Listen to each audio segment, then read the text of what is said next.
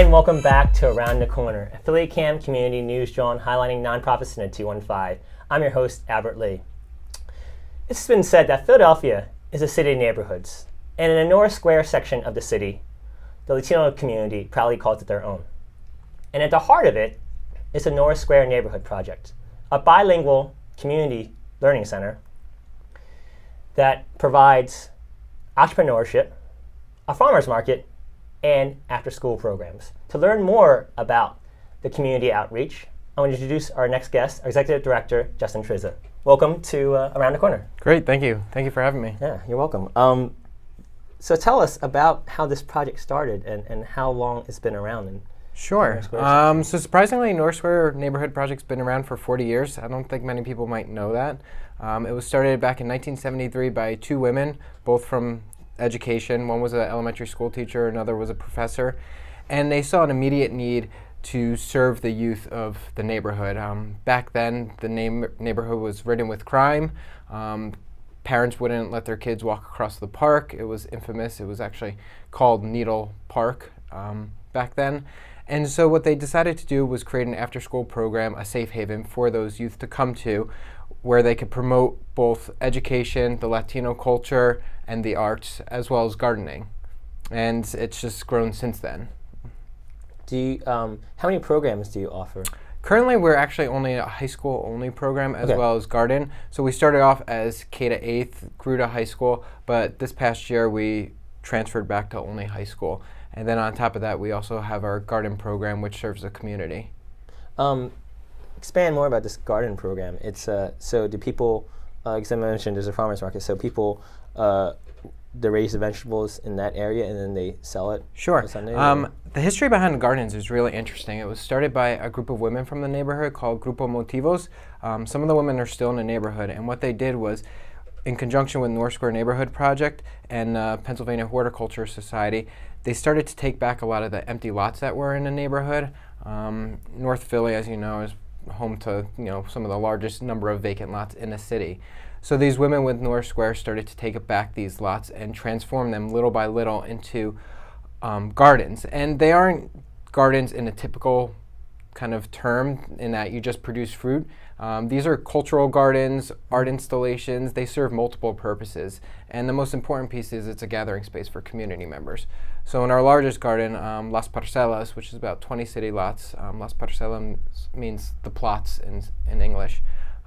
There we have about 20 raised beds where community members are growing produce. Oh, wow. But we also have art installations. We have a little house there called La Casita, which is reminiscent of your grandmother's house in Puerto Rico. You could walk through and kind of see different relics and artifacts from Puerto Rico. We also have chickens there, roosters, hens. We used to have some rabbits and some other critters. Nice.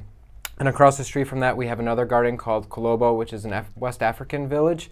Again, an educational garden in terms of educating individuals about the history of West Africans migrating or being brought over as slaves to the Caribbean, so kind of commemorating that history. And then our other garden, El Bate, is where we're producing food for the community, and that's where the farm stand comes into play. So all these gardens, they're all run by a lot of volunteers from the community, so they all kind of... Yes, we're really relying on volunteers. We only have 2 staff working in the gardens, and as you might know, gardening is not easy work. Sure, so it's a lot of like prepping and... Exactly, so we rely a lot on the community members as well as outside volunteers to help us. So now it's September. How's the summer programming for you guys? Yeah, so we just we wrapped up the summer. It was a great program. This was the only first summer where it was high school only, so it was quite different that we didn't have young kids around. But our 3 programs, Prodigies, Art Factory, as well as Youth Advisory Council, or they like to call them Yak Turns, had a really successful summer. One group, Art Factory, was here at Philly Cam, working on some documentary films for, I think it's the Point Breeze organizing committee. And then our program, Prodigies, back at the office, was working on their own little amateur film that they were doing. So each of the kids kind of wrote a piece of the script and merged it together.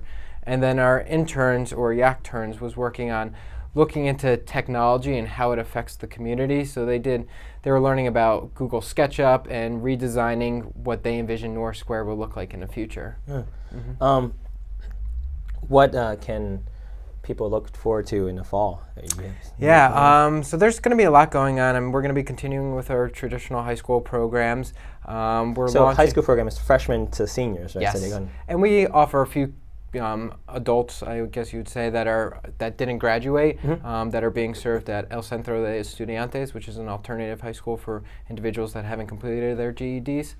Looking forward to the fall. We have 2 new programs we're going to be offering. One is called Garden Explorations, and that's a field trip program offered to local schools and community members where they could take a group of youth to our gardens for a small fee and learn about different elements of both gardening, Puerto Rican culture, the environment. I know we did a few workshops this summer on worm composting, so we hope to do some more of those with local community schools. The other program we're really excited about, and we just started this in the summer, and we're looking to expand upon it, is a program with newcomer immigrant youth. As you might know, you hear it all over the radio these days about the number of refugees, youth refugees coming across the border from Central and South America, fleeing the violence. And in partnership with another organization, La Puerta Abierta, we're going to be working to serve these youth and kind of create a safe place, a therapeutic place for them where they feel at home and can kind of share their stories. How do students get enrolled in these programs? A lot of it's word of mouth. I'm always surprised, kids are always recruiting their friends to come to our programs. So, what started as a program serving a select few high schools in a neighborhood and select few elementary schools, we're actually seeing that broaden out. We have some youths that we're serving that are from West Philly now. So it's really interesting. I mean, we're still very much a neighborhood organization, but we're starting to bring in the larger Philadelphia neighborhood. Sure. And you're a bilingual community center. Yes. Mm-hmm. Yeah, so predominantly all of our staff are bilingual in English and Spanish. And you're always in need of volunteers, right? Yes. Mm-hmm. We're always looking for individuals that are interested in, getting a hands-on feel towards education, after-school programs. If people have interest in the arts, culture, gardening, the environment, social justice issues, we're looking for them. All right. Well, thanks for coming on to the show. Yeah, thank you so much for having me. Yeah. To learn more about their programming and where to volunteer, visit myneighborhoodproject.org. We'll be right back with more Around the Corner.